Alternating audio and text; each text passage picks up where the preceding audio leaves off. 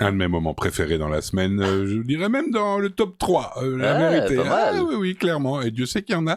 Mais j'adore converser avec vous et vous écouter, c'est toujours extrêmement enrichissant et je pense ne pas être le seul dans ce cas. Bonjour Raph Mordechai Bonjour Chalençon, Didier, comment ça Shabbat va bien? Shalom, Baruch Bah, Hashem. j'ai un challenge que je vais m'imposer.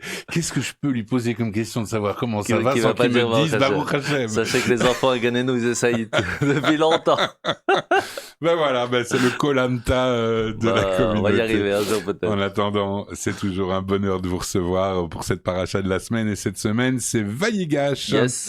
Et donc, la semaine passée, nous étions à Meketz, Ouais. c'est ça. Et donc, on a vu que Joseph avait été... Devenu vice-roi, devenu en vice-roi. interprétant les rêves de Pharaon. Voilà, comme quoi. Je vais essayer de téléphoner à Philippe, notre souverain, voir si je peux essayer d'interpréter ses rêves. On sait jamais, hein. On sait jamais. Déjà, il faudrait qu'il s'en souvienne.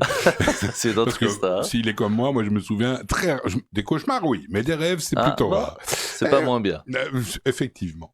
Bien, donc dans Vayigash, que se passe-t-il? Alors, donc on a eu un moment de famine. Vous vous rappelez que le rêve de Pharaon prophétisait qu'il y allait avoir 7 années d'abondance, plein de nourriture pour tout le monde, mais qu'après il y allait avoir 7 années de famine. Et donc ce que va faire Yosef, c'est qu'il va engranger énormément de blé pendant ces années d'abondance pour pouvoir vendre cette nourriture le jour de difficulté. D'accord. 2 ans de famine passent, c'est déjà une catastrophe. Tous les Égyptiens n'ont plus rien à manger. Ils vont donner tout ce qu'ils ont pour pouvoir survivre. Les gens qui habitent autour vont donner tout leur argent en Égypte parce qu'ils n'ont pas le choix, il faut survivre. Au point que même les Égyptiens vont être obligés de vendre leurs terres. Et c'est comme ça que va commencer les premiers impôts. C'est Yosef, encore un feuge, qui va commencer à mettre les premiers impôts. Ouais, non, arrêtez, parce qu'il y a encore des mouvements Ça d'extrême n'arrête pas. gauche qui vont dire Et qui va c'est à cause demander de à ce nous que qu'il y a des impôts, vous voyez. mais il va demander à ce que chaque Égyptien peut travailler la terre, mais il se doit de payer 5% d'impôts au pharaon chaque année. D'accord. Alors justement, je voudrais revenir un instant et plus sérieusement. Vous disiez Joseph, était vice-roi ou vice-pharaon, on va dire, d'Égypte. C'était quoi son rôle? C'était juste un conseiller ou bien il avait vraiment un pouvoir exécutif? C'était lui en fait le grand maître de l'Égypte, mais il avait pharaon au-dessus. Ok. Voilà, donc il devait rendre des comptes en fait. C'est ça, un petit peu. Celui qui était le boss, celui qui faisait les fêtes, etc. Lui, ça l'intéressait pas du tout. Lui, c'était le gérant. C'est vraiment le grand vizir, entre guillemets. Mais donc, quelque part, il pouvait faire il faisait ce qu'il voulait. D'accord. Ah ouais. Alors, pourquoi n'a-t-il pas essayé je reviens avec ma question un petit peu bateau, mais pourquoi n'a-t-il pas essayé d'imposer, entre guillemets, de manière pacifique, le judaïsme à tous?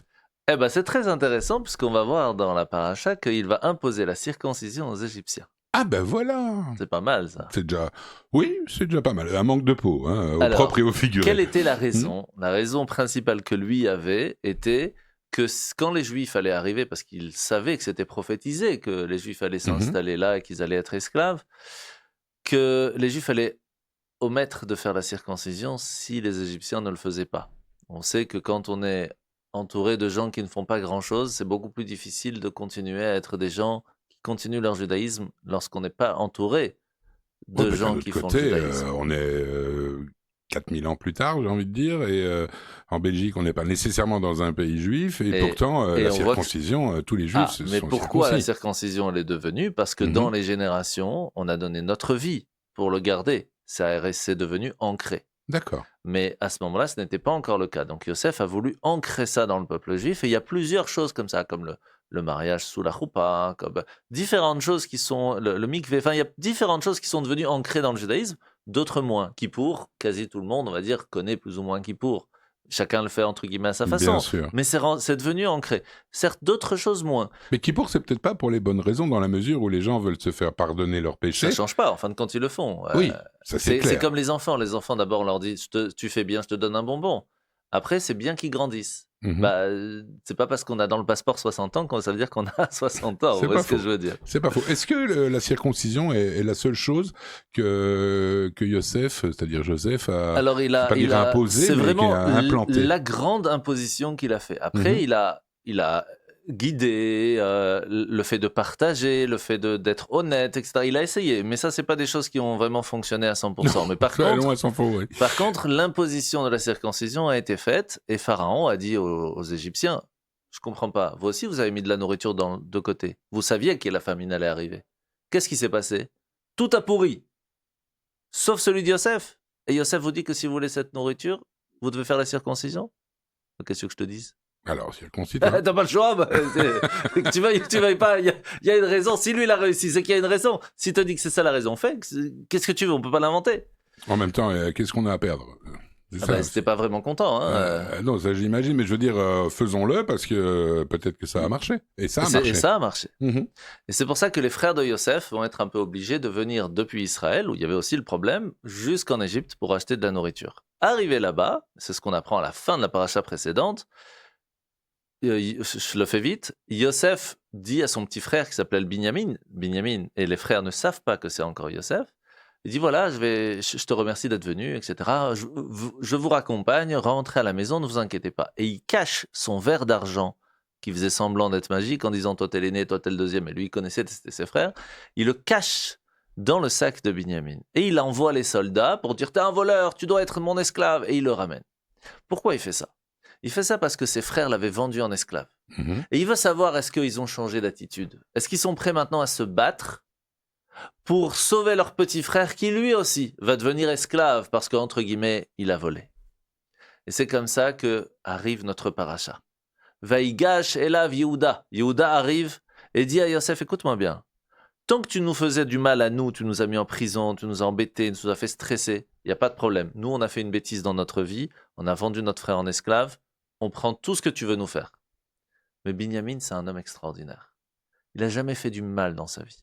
Donc, si tu veux lui faire du mal, tu vas avoir affaire à moi. Et pas que à moi, mais à tous mes frères. Et là va commencer cette première bataille qui va continuer dans l'histoire plus tard. Parce qu'il faut savoir que beaucoup plus tard dans l'histoire, le peuple juif va se scinder entre les plus religieux, moins religieux. Et ça va être en Israël, on va voir Jérusalem, etc., qui est la partie religieuse, tout le reste qui va partir un peu en cacahuète, ce qui va avoir l'exil babylonien, enfin, vous connaissez un peu l'histoire, destruction du temple. Et donc, c'est là qu'en fin de compte, après tout ça, Yosef se rend compte que ses frères ont changé d'attitude, ils ont fait teshuva, ils sont meilleurs, et il leur dit, mais en fait, c'est moi, Yosef. Amenez mon père ici. Faites ramener la famille ici. Je vais vous gérer un endroit au top, vous inquiétez pas. Et c'est comme ça qu'il va les installer à Goshen, un endroit de pâturage pour qu'ils puissent être séparés du monde égyptien, pour ne pas qu'ils restent avec les Égyptiens, qu'ils apprennent de leurs mœurs. Parce que les mœurs égyptiens, vous vous rappelez, on avait parlé, ils avaient une religion extraordinaire. Ils avaient interdit total d'avoir de relations avec une femme mariée. Donc qu'est-ce qu'ils faisaient? Ils tuaient le mari, comme ça elle n'est plus mariée. D'accord, voyez, alors que dans le judaïsme, et je m'en étonnais, étonnais, mais vous m'aviez dit qu'on était polygame à la base. Tout à fait. Ça fait 1000 ans qu'on l'est. Mais il fallait l'accord de la femme précédente. Hein, tout à fait. Bon, il y a plein de lois, etc. Mais maintenant, on n'a plus le droit depuis 1000 ans. Hein, Et je remercie aussi notre cher Thierry de m'avoir rappelé que c'est pas il y a 300 ans, c'est déjà plus de 1000 ans que Rabbeinu Gershom nous a institué cela. Et donc, ça veut dire qu'il y a au moins un auditeur, c'est déjà pas mal. Oui, tout à fait. Non, mais c'est important de dire quand on s'est trompé qu'on a appris quelque chose. C'est à votre honneur, Mordechai. Et donc, c'est comme ça que Yaakov arrive en Égypte et dit à son fils Yosef, je voudrais comprendre. Ici, tu as 2 enfants, tu as réussi à te marier avec une femme juive, réussi à amener 2 enfants juifs qui continuent la Torah, malgré le fait qu'ils vivent dans un monde égyptien, qui vivent en plus dans le business model égyptien, qui vivent... C'est extraordinaire. Ouais, effectivement, sa possession. C'est phénoménal. Et c'est ce qu'on va voir la semaine prochaine dans la paracha de Vayechi, où on va voir vraiment que Yaakov va être fier de ses enfants, de ses petits-enfants, et il va les bénir grâce à ça. Alors, moi, je voudrais revenir sur 2 choses avec vous, mais qui, je ne veux pas dire que ça n'a rien à voir avec la paracha, mais plus philosophiquement parlant, que Yosef n'ait pas de rancœur envers ses frères qui l'ont vendu, je peux l'entendre. Je peux l'entendre. Mais que ses frères n'aient pas de remords de l'avoir fait. Ils ont eu de remords. D'accord. Donc ça, je ne savais pas. Réhouven va jeûner pendant 40 ans. Il va manger que le soir pendant 40 ans pour se faire pardonner. Vous donner une idée. C'est pas rien. Mais ça en fait qu'un en même temps. Non, mais chacun a sa façon à demander pardon. Et voilà. Et Yaakov, comment il a vécu ça? Ça veut dire parce que lui, il a dû apprendre que certains de ses fils ont vendu Alors, Joseph. il a appris ça beaucoup plus tard. En fait, il pensait que Yosef était mort. Mais vous savez qu'on ne peut pas consoler une personne tant qu'elle n'est pas enterrée. Mhm. On ne peut pas présenter ses condoléances à quelqu'un tant qu'elle n'est pas enterrée. Et c'est pour ça que lorsqu'il y a malheureusement des incinérations, la consolation n'est pas totale parce qu'il n'y a pas d'enterrement. Et donc, c'est vraiment une chose qu'il ne faut pas faire. Mais Yaakov n'arrivait pas à être consolé de la perte de son fils parce qu'il était vivant. Et donc, pendant 22 ans, il va pleurer sans savoir que son fils était vivant. D'accord. Et il n'en a pas voulu à ses autres fils, définitivement, où il n'y a pas eu de punition. Ce qui s'est passé, c'est qu'ils vont demander à une fille, la fille de Hacher, d'aller lui faire une chanson pour lui dire, pour ne pas qu'il fasse une crise cardiaque en entendant qu'il est vivant. Et c'est Serach Bat Hacher qui va mériter cela. Et elle va lui faire, c'est Od Yosef Rai, Od Yosef Rai. D'accord. Bon. Et donc, ce qui se passe, c'est que... Chantez bien en plus. Ouais. Et Serach va donc être béni de vivre éternellement. C'est comme ça qu'elle va rentrer en Égypte, sortir d'Égypte, arriver jusqu'en Israël, la conquête d'Israël, jusqu'au temps du roi David. Et là, elle va en avoir marre de voir les Juifs, une fois ils font bien, une fois ils font pas bien, parce que si vous regardez un peu l'histoire, c'est toujours le même plan. Et la dernière fois qu'on la voit dans l'histoire, c'est dans le Talmud, où ils sont en train de discuter dans une synagogue, comment c'était en sortant d'Égypte, etc. Et là, il y a une femme qui se lève et dit « Mais moi, j'étais là, qu'est-ce que tu racontes ?» C'est pas comme ça. Extraordinaire, ce moment. Et donc, voilà, c'est notre histoire, quoi. C'est génial. Phénoménal. Et moi, je me réjouis de continuer de vous écouter. Suite au prochain numéro. La suite Netflix. 7 jours. Exactement. Merci infiniment et Shabbat Shalom à vous. Shabbat Shalom. N'oubliez pas les bougies. Les bougies ce soir, c'est Shabbos. Chaque Shabbos, c'est pareil. Hein. Exactement. J'aime bien Farad qui dit Shabbos, ça me fait toujours sourire. Merci beaucoup. À la semaine prochaine. Shabbat Shalom. Shabbat Shalom.